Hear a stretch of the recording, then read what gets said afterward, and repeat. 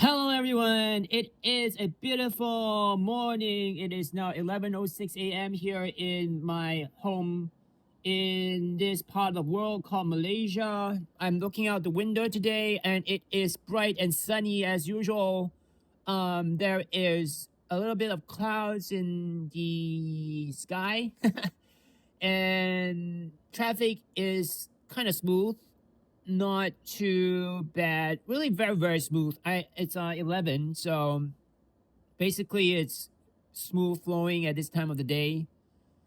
Usually about 7, 8 o'clock, then there will be heavy traffic. But at this time it's wow, it's basically just clear.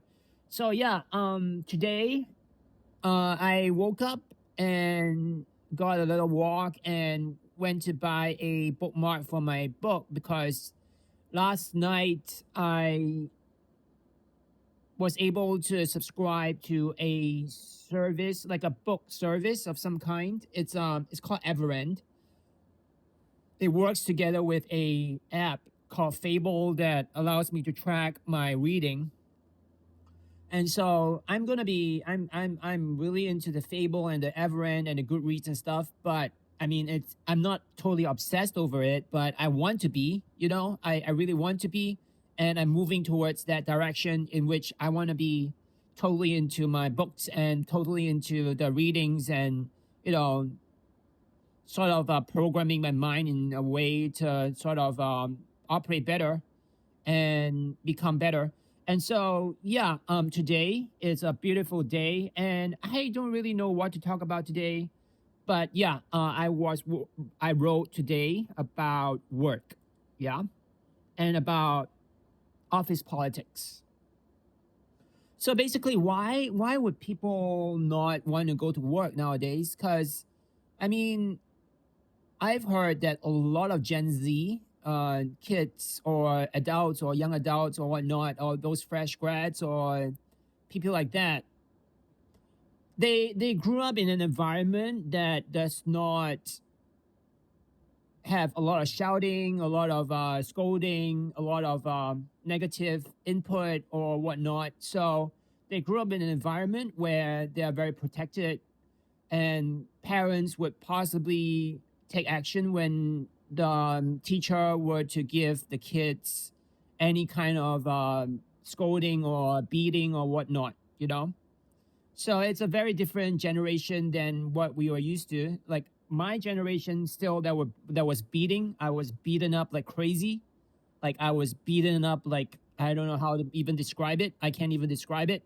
I mean, if you were to look at my parents, they're possibly gonna be beat up like crazy too. I mean, I don't really um I don't really question that, because whenever the kid were to be disciplined, they'll be beaten up. And so Gen Z came along, and they are the generation that would not be scolded or beaten up or anything like that. So when they transition to the workplace, it's very natural that they would not be able to live in a toxic environment, basically, because they didn't grow up in that environment, right?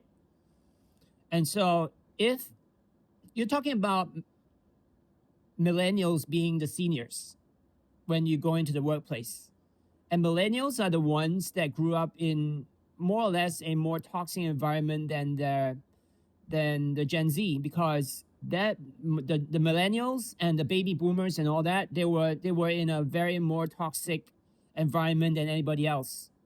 And so you're talking about transitioning to a less toxic environment. And so if you're talking about Gen Z working with millennials, yeah, I've had my friends, like as in close ones, that talk about Gen Z not being able to work well together with them.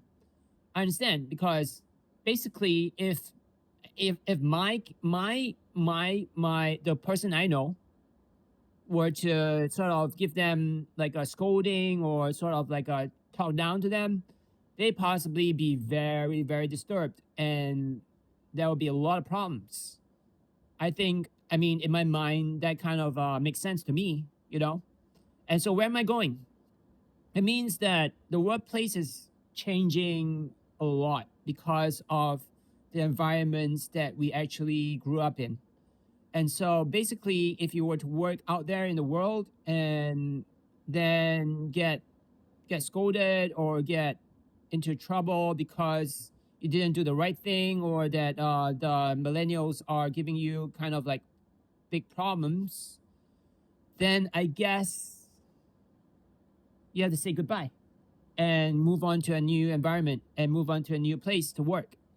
And so I guess the thing is, in this world, it's very different. And with social media and with the AI age coming in, it's very different. It's going to be very, very different from what we were used to during my father's time, my time, my kids' time. I don't know, because every other generation keeps on evolving. And with the AI age coming, I don't know what to expect, really. I don't really want to predict or want to sort of like foretell what is to come, because it's just an open book, and I don't want to sort of speculate or do anything that would sort of change anything at all. You know what I mean? It's like when you say, hey, the sky is blue, and you go out there in the world and the sky is blue, and you say, hey, was it me that made the sky blue? No, it wasn't. No. Hey, the sky is blue because the sky is blue, man. Okay? It doesn't have anything to do with me, you know? Like, hey, the road is clear today. Is the road clear today because of you? No. The road is not clear because of you, man. What the hell? You know? So don't I mean, let's just not go that way, because I mean, if you were to think anything to do with that kind of thing, it's gonna be making you crazy like hell. Okay? So I mean, just think what you need to think, you know? And I mean, the thing is, right now with the whole entire work thing, it's very safe to say that AI is your employee. And so, hey, you don't want to live in a toxic environment. You don't want to do this, do that, and live with people that would talk down on you and sort of make you feel bad and all that in the workplace. Very simple. Work for yourself. And I mean, it's going to be, it is possible. In this day and age, it is very possible. But the risks that come with working for yourself, the risks that you take in order to sort of be by yourself, because the thing is, if you don't have a group of people to work with, if you don't have a community of people to be with, you're going to be by yourself. You're going to be working and living by yourself, seeing yourself working with the AI with the computer, and that's about it. You'll be working 24/7 basically, because I mean, when the time comes when clients come in, when you start to gain traction, and when you start to gain some kind of attention or some kind of popularity, you're on your way. But when you're breaking that wall, it's gonna be tough. Like, it's gonna be tough like hell. Okay? I mean, how long have I been trying to break that wall? How long? 26 years maybe?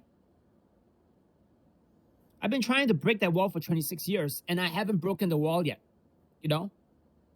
And so basically, you just have to break the wall. And how you break it?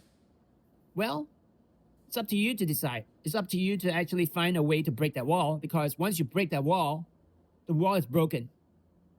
Once the wall is broken, you're good, because you have achieved the objective, and everything will start happening for you, because that wall is in the way. And you got to break that wall no matter what. No matter what. I don't care how you break it. Just break it. Okay? I mean, there are good ways to break it, there are bad ways to break it, but break it the way you need to break it. Because I cannot tell you that, oh, this is good, this is bad, blah, blah, blah. You can't. Break the wall, man. I mean, I don't care how you break it. I mean, nobody cares how you break it, right? As long as you break the wall, you broke the wall. You know, I cannot tell you, oh, this is morally right, this is morally not right. I don't even know what that means really. So I just want to tell you that if you want to break the wall, find a way, you know, find a way to break that wall. And I'm saying maybe it's a better way to break the wall with ways that would sustain you in the long run and not in the short run.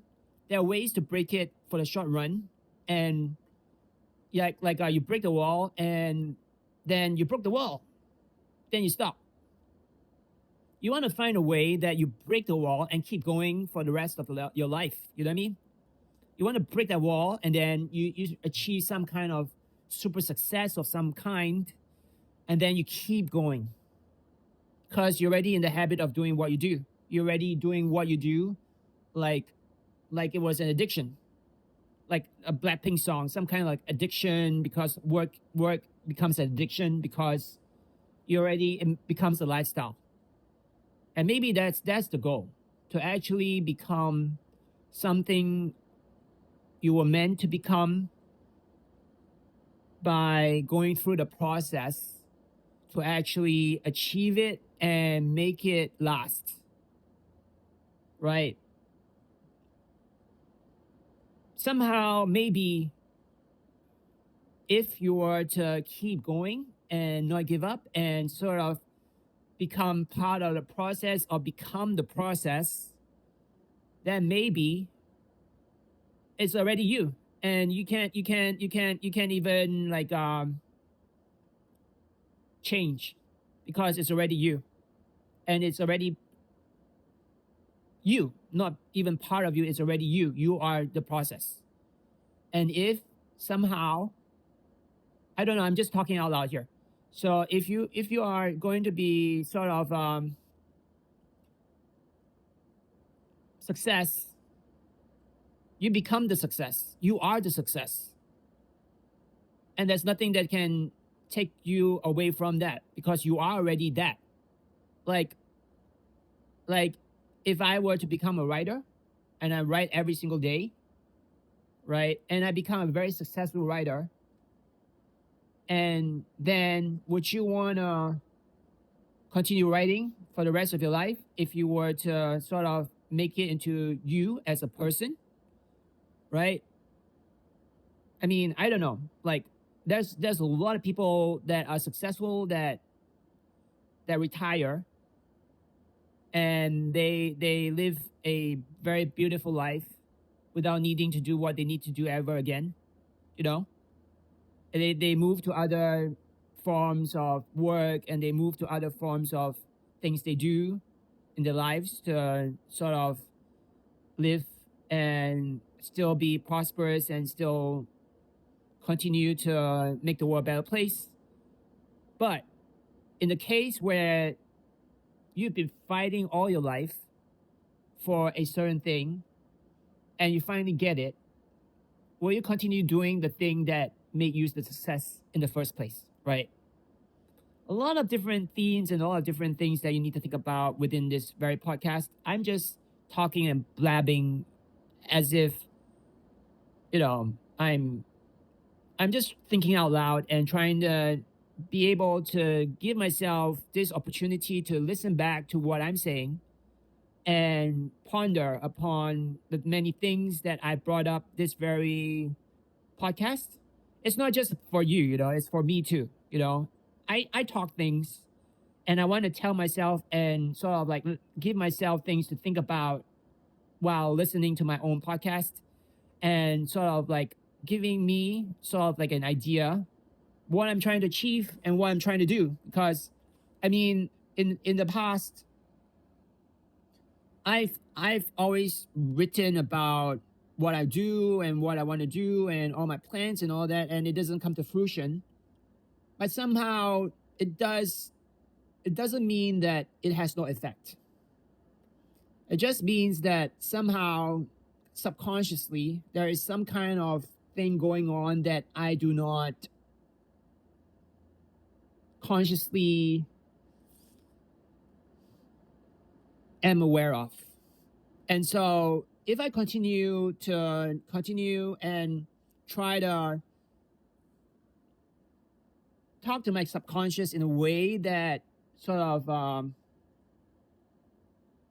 lets it be aware of things that I want, hey, it's still on. The process is still ongoing. And whatever it is, I'll continue to read New Thought movement stuff. I'll continue reading the Master Key System, which is the book that helped Bill Gates out. I'll continue reading about Napoleon Hill stuff like Think and Grow Rich and all that kind of stuff. And maybe, I think that's a magic word. Maybe, maybe the New York Knicks will win. Anyways, thank you very much for listening to my podcast.